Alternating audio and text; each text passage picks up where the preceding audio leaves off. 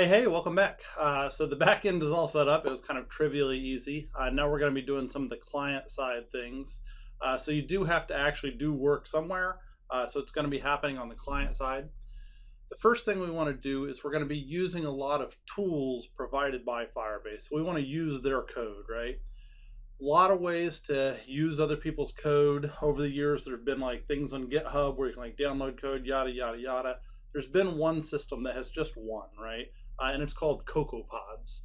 So a lot of different frameworks have like package installation managers. So Node has npm, it's probably the most popular. Python has pip. There's a bunch of other examples, but in iOS, the one that has kind of won is CocoaPods. We haven't used CocoaPods in this course, but basically anytime you're using a third-party library, you're going to need to learn how to use CocoaPods. CocoaPods is a tool which works with the command line. So you're going to have to open up terminal.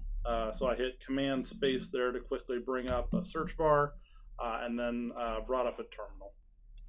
Let's open one with a little less junk on it. So the first thing that you need to do is you need to type sudo, which just means, hey, I have admin rights, gem install CocoaPods.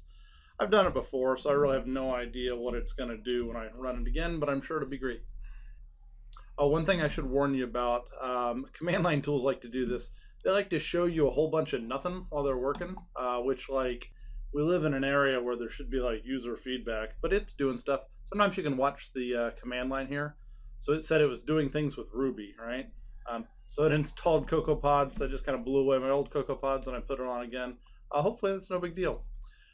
If you want to, you can also look at these different URLs I put at the bottom. These just go through the steps. It makes it seem more official if you read it from the website instead of just me telling you. The next thing we're going to do is that command could have been run from anywhere at all. The next commands we're going to be doing should be run from your project directory. So you've got this project that's open in Xcode. What you want to do is you want to find where is this file in your Finder, right? So you can open up Finder. What the heck, I'm on command equals kick today, so open up Finder, and I go find my project. So I eventually found mine here. It took a little longer than it should have. So it's in my favorite things, and then I can see I've got my workspace here, and then a bunch of folders and whatnot in it. So I want the folder that contains the workspace. So the trick I like to use, there's all kinds of tricks. I like to type cd space, and then I just drag it from Finder and just drop it in here, and that just types the path for me. I have a space in my path, which I don't really love that I did that, but I'm just gonna let it go for now and see if things work out hunky-dory. So I moved into the right spot by using the trick of typing cd space and then just dragging and dropping it over. The other thing I'll say is that you actually want to close this workspace down in Eclipse. I'll talk about why we wanted to close it down there, but you'll see later. Once you have moved into this spot, just to kind of like make sure that things are good, do an ls. I like to add on -law. It stands for like list, and it shows the hidden files and things like that. I think one of those letters does nothing, but it helps me remember it by just saying like ls law. So I just wanted to make sure that I had my project workspace here definitely in the right spot. From here, what I want to do is I want to type pod init. So I'll say pod init.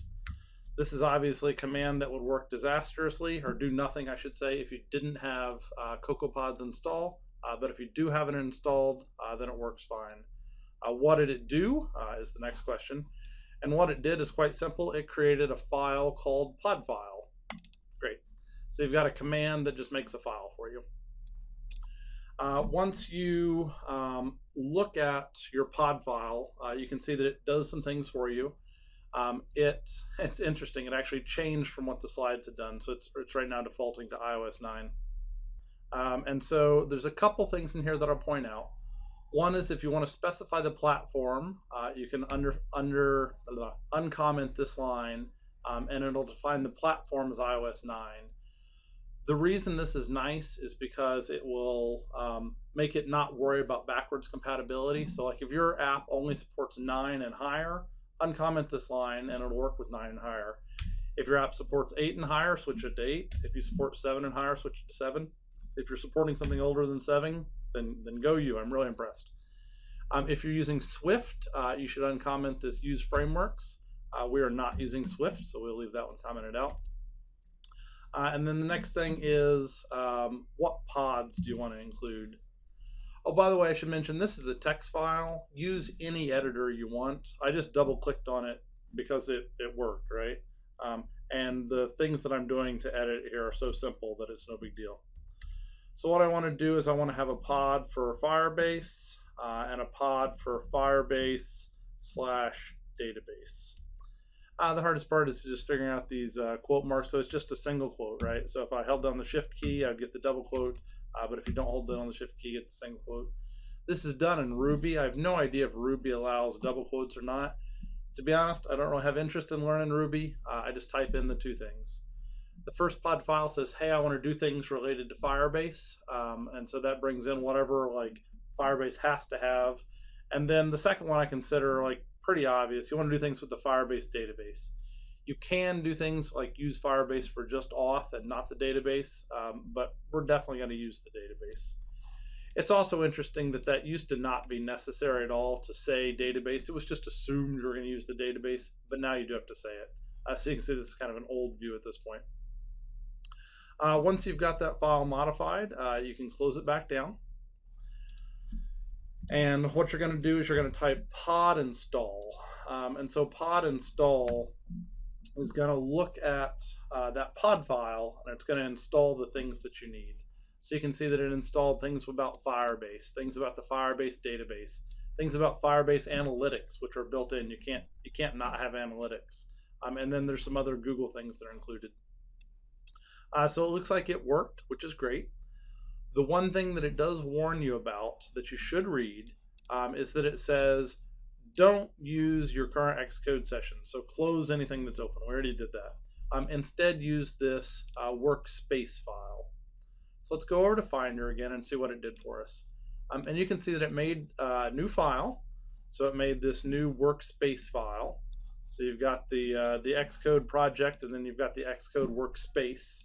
So now you went to workspace. It also made this pods directory and put a bunch of stuff in it. And it made that podlock file. So what I'm going to do is I'm going to open up this workspace, and then I'm going to resize it here, and then I'm just going to see what's different, right? So the main thing that's different is it used to just have this top area. Now it's also got this bottom area. So this bottom area are all the third-party libraries that you want to work with. And inside of here, you've actually got your pod file, so you can actually modify it in here now, which is nice. If you run it, it should work the exact same as it did before. So I press red, I say update from Firebase, white, update from Firebase, blue, update from Firebase. The thing that's different is we've got the power of Firebase at our fingertips, right? So we've actually done a lot, even though you don't see it yet. So let's go ahead and make a change to our app just to make sure that things are installed. So open up your favorite things folder and open up your appdelegate.m. Most of your code is in the viewcontroller.m, but we're actually going to go up to the appdelegate.m real quick. And what we want to do is we want to say @import, which is a little bit different type of an import. It's for importing a module. And we're just going to say Firebase. And you can see that it's auto-completing for me. So things are going well here, right? So I just say Firebase, and I put on a semicolon. What I want to do here, the first thing I want to do is I want to configure my app to use my Firebase. So look for application did finish launching with options. It's the first one for me, which is nice. And what we're going to do is we're going to configure our app. So so it stands for Firebase, right? There's a naming convention where a third-party library should put a 3-letter acronym at the beginning. Firebase chose FIR, which is a shame. There really wasn't a good 3-letter acronym for Firebase, so they're FIR. And so you say FIR app configure.